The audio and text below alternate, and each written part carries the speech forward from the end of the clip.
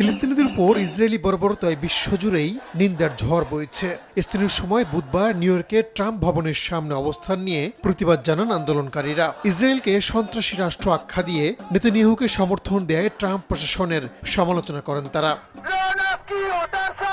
যুক্তরাষ্ট্রের পাশাপাশি এদিন বিক্ষোভ হয়েছে জেরুজালেমেও। ইসরায়েলের প্রধানমন্ত্রী নেতানিয়াহুর বাসভবনের সামনে অবস্থান নেন হাজারো মানুষ। এছাড়াও প্রতিবাদ বিক্ষোভ হয়েছে স্পেন, লিবিয়া ও তিউনিসিয়ায়। অবিলম্বে গাজাবাসীদের উপর হামলা বন্ধের আহ্বান জানিয়েছেন আন্দোলনকারীরা। আমরা আরব নাগরিকদের প্রতি আহ্বান জানাচ্ছি, আপনারা রাস্তায় নেমে আসুন, ফিলিস্তিনিদের পাশে দাঁড়ান, আপনাদের দায়িত্ব পালন করুন। বিশ্বজুড়ে প্রতিবাদের মুখে বুধবার উপত্যকাটিতে নতুন করে স্থল অভিযান শুরু করেছে ইসরায়েল। এদিন মধ্য গাজায় নেতানিয়াহু বাহিনীর ভয়াবহ হামলায় বহু ফিলিস্তিনি হতাহত হয়েছেন। গাজার স্বাস্থ্য মন্ত্রণালয়ের বরাতে ইরানের গণমাধ্যম প্রেস টিভি জানায়, ইসরায়েলের হামলায় 2 দিনে উপত্যকাটিতে মৃতের সংখ্যা বেড়ে প্রায় 1000 জনে দাঁড়িয়েছে।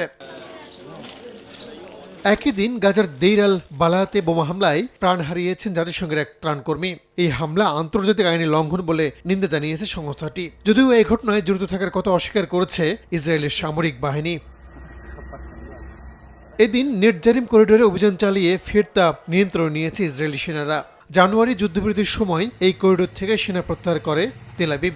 নেতানিয়াহু জানিয়েছেন, সামরিক অভিযান কেবল শুরু হলো, এখন থেকে সব আলোচনা যুদ্ধের মধ্যেই চলবে। অন্যদিকে যুক্তরাষ্ট্রের পররাষ্ট্র দপ্তর জানিয়েছে, যুদ্ধবিরতির মেয়াদ বাড়ানোর প্রস্তাব টেবিলে থাকলেও দ্রুত কমে আসছে সেই সুযোগ।